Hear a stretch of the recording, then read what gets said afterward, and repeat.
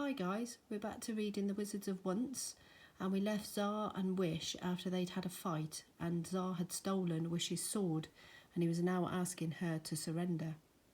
Chapter 5. When Bad Stars Cross and Worlds Collide. I most certainly will not surrender, said Wish. You cheated. Wizards don't play by warrior rules, said Zar. Cheat of a wizard, wickedness of a warrior, curse maker, forest poisoner, child eater, magic destroyer, may you be ground by the teeth of the great grey ogre into pieces that are smaller than the eyes of lice on a fly, cursed Zar. Both Zar and Wish were cold and tired, and had just had a terrible fright. Fear had turned to anger, as it so often will, and they settled easily into shouting the kinds of insults and nasty language at each other that had been exchanged between wizards and warriors since the warriors first invaded from across the seas, and the two sets of humans met in battle in the wildwoods centuries before.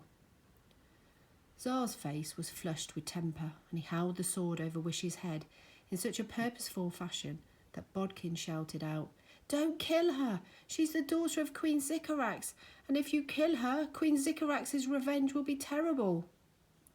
Zar stared at Wish in astonishment. "A daughter of Queen Sycorax? But you can't be." Queen Sycorax was a legend in the forest, known for her cruelty and height and her pitiless warrior strength. How could this tiny matchstick of a girl be scary Queen Sycorax's daughter? A daughter of Queen Sycorax! Kill her! Kill her! Kill her! Kill her! Hissed the sprites, creeping through the air towards Wish, their bows loaded with the most deadly of their curses. One word from Zar and they would let them fly. Zar had always boasted that if he ever met an enemy he would kill them instantly. But boasts are one thing, and actually killing a real, live girl your own age who is right in front of you and clearly terrified though trying not to be, with a sword you have just cheated her out of, well, that's quite another, and Zar found he could not do it. My ancestors would have done it, thought Zar guiltily. Luther would not have hesitated. But Zar paused uncertainly. And then to his further surprise he found himself being attacked by what appeared to be a spoon, making ferocious lunges and rapping him painfully on the head. "I'll call off my spoon if you call off your bear," panted Wish. To the disappointment of the sprites, who were hissing like hornets, Zar lowered the enchanted sword and gave a sign to his bear, who let Bodkin go with a grunt. The enchanted spoon stopped rapping Zar on the head, gave him a small apologetic bow and hopped back down to Wish. The wizard and the warriors stared at each other in amazement, still hostile and suspicious, but also curious. "I am Wish, daughter of Sycorax, queen of the warriors," said Wish, "and this is my assistant bodyguard, Bodkin. Who are you?" "I am Zar the Magnificent, son of Encanzo, king of wizards," said Zar. "These are my companions, my wolves, my bear, my snowcat, King Cat, Night Eye, Forest Heart, my bird, Caliburn, my giant, Crusher, and my sprites, Ariel, Mustard Thought, Tiffinstorm, Hinky Punk, Time Loss." The sprites weaved viciously around the warriors' heads, sparking and burning menacingly. "Don't forget us," squeaked Squeezes. "Oh yes, these are sprites too, but they are so young we call them hairy fairies," said Zar. "Bumbleboozle, and the baby, and—" "Squeezes," whispered Squeezes into Bodkin's ear, suddenly and alarmingly. The long trail of his antennae sent goosebumps all over Bodkin's scalp as Bodkin flapped him desperately away. Wish gave a sigh of jealousy as she looked at Zar's companions, particularly the sprites. She reached out a hand to the one Zar called Squeezes, which was a funny-looking little thing, furry as a bumblebee. I'm afraid that Squeezes bit her. "Wow," said Wish, sucking her finger. "Sprites are tougher than I expected. They're kind of violent, and they don't seem to like me very much." "Of course they don't like you, you stupid warrior," said Zar. "Your wicked mother captures our giants and dwarves and sprites in her terrible traps and then we never see them again. But my mother doesn't kill the sprites she captures, said Wish. She just has this stone that takes away magic that she keeps in her dungeons, and all she does is mercifully remove their magic by placing them upon the stone. Wish's voice trailed off as she remembered how much she didn't want the spoon to have his magic removed. In a completely painless process, Bodkin prompted her. And you think that does not kill them? Hissed Tiffin-Storm. Why not just remove their hearts entirely?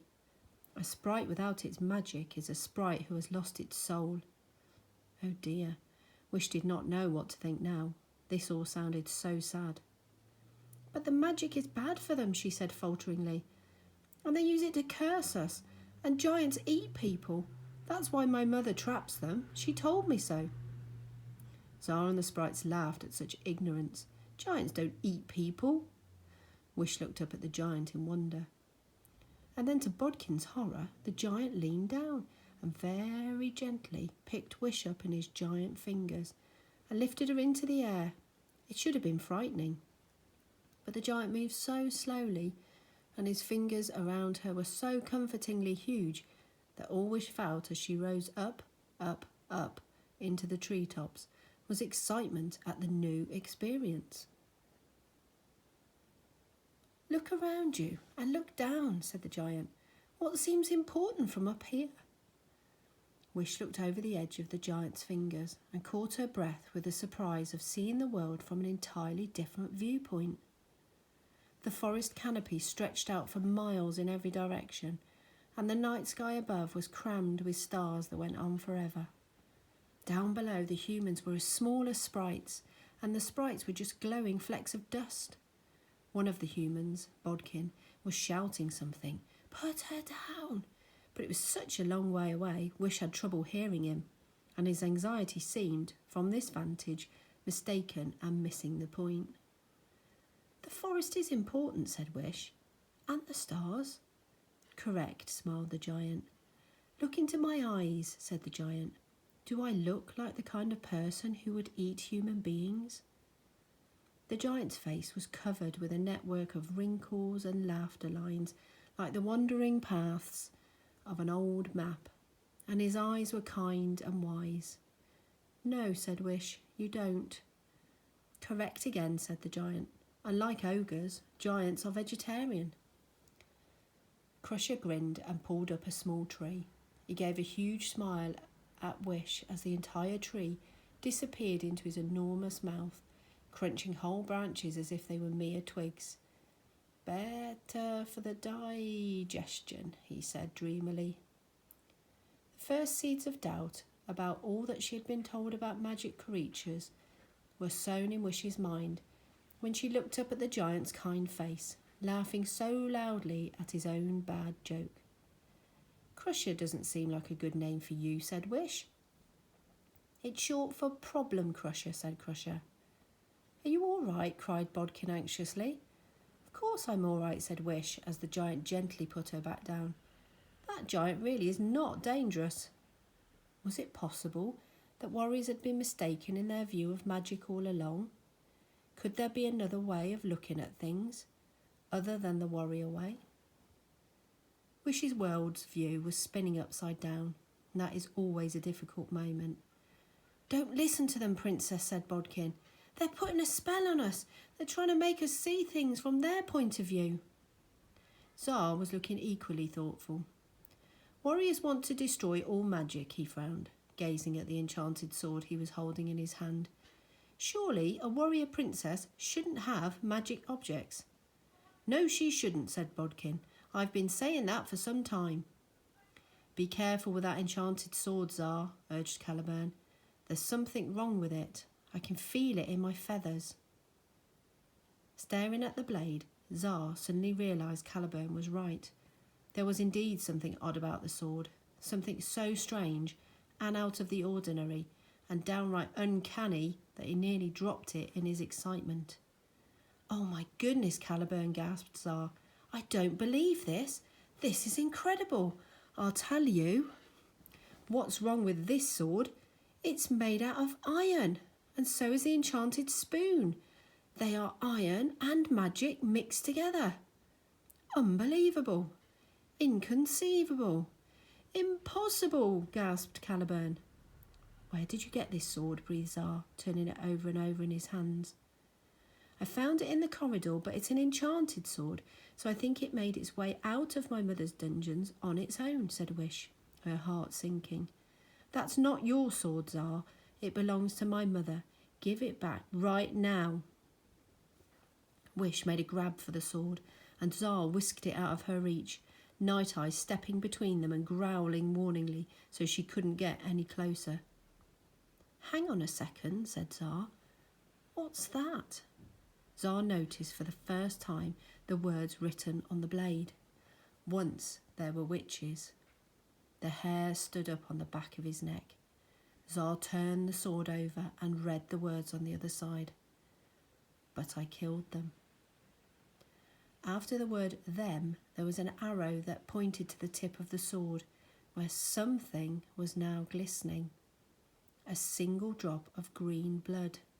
The three humans looked at the green stain, slightly smoking. Don't touch it, screeched Caliburn. Oh my goodness, I wonder what's going to happen next. Will Tsar touch it? Will Wish touch it? We'll find out in our next chapter. Bye.